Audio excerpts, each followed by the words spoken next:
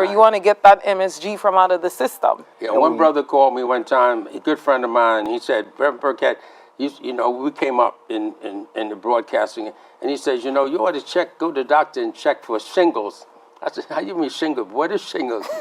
He said, there's a spots, you know. I said, I don't have to check for them because I don't have them. Now, some people want to put things on you, you know. Right, right. Like the young man in my church, he went to the doctor and he said he was feeling good, feeling better, you know, and he thought that the doctor was going to take him off the medication. He said, oh, you're doing good, but maybe you ought to try this medication. He said, well, I'm doing better. Obviously, he was not supposed to do better. Yes. He was supposed to be more dependent. Right. Absolutely. Right, and it's sad, but this is a situation, you know. Another great thing about the Immune Fortress also, it will cut the amount of medication that you're on and the amount of insulin. Because the thing is, when you start taking insulin, you're telling the body you don't need to produce insulin. That's right, right. So the best insulin is the insulin that the body is making. So by taking the Immune Fortress, it's going to help the body stimulate the production of insulin, and for the insulin to be, because the blockages are going to be removed from the receptors, now you're going to have the insulin distribute to the various cells of the organs. So you're talking about detoxification now. Yes, absolutely. Scott, do you want to share interest, some words on detoxification? How does it help? Well, it helps by removing that stressor on the body, and like I said, all death and form from the Eastern philosophy, all death and form is the result of blockages, and wherever those blockages prevail, you know, the body begins to break down. Right. So it's essential that we remove those blockages first and foremost. Then we focus on the cell nourishment. Right. Yeah. So you know, it begins with you know, I have patients come in all the time, and I can help. I tell them I can help them with the removal, or assist the body in the removal of those neurological interferences. But it's incumbent upon them to take the initiative when they leave the office to make those lifestyle changes. They need to look into their life in order to identify the thoughts, the traumas, and the toxins that are bringing them into my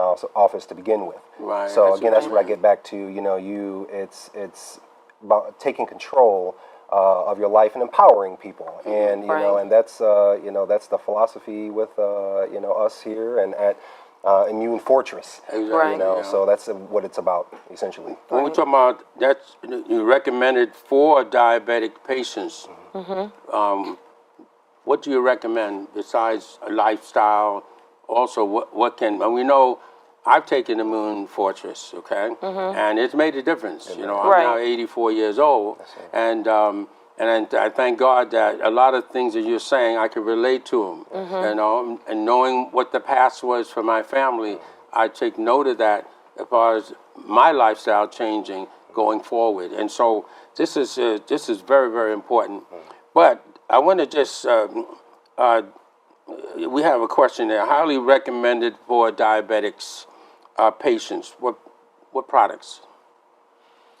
I know we have the Immune Fortress. Right. So greens.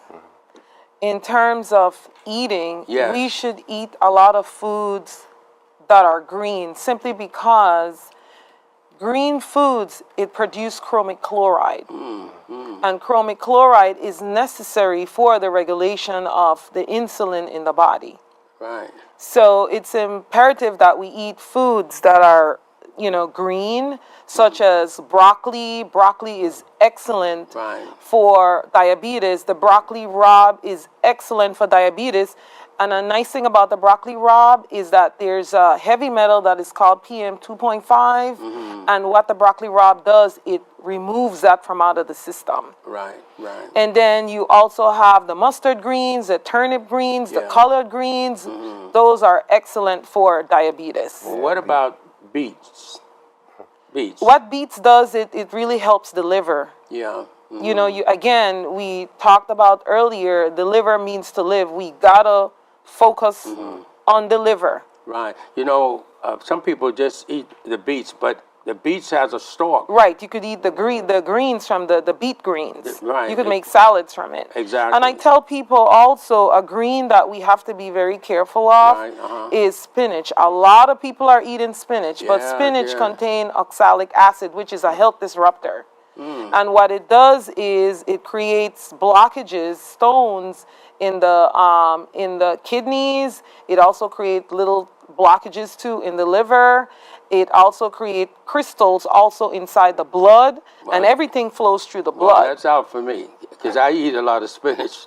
I have to tell my wife there's got a problem with this. You know, yes. Maybe she mixes it with my eggs in the morning for breakfast. So you got to stay away. We can find another green. We can put kale in it, right? Or something like that. Right. Well, kale also. Or even the beet stalks. Right. She cuts that up and she puts that in there. Right. I do.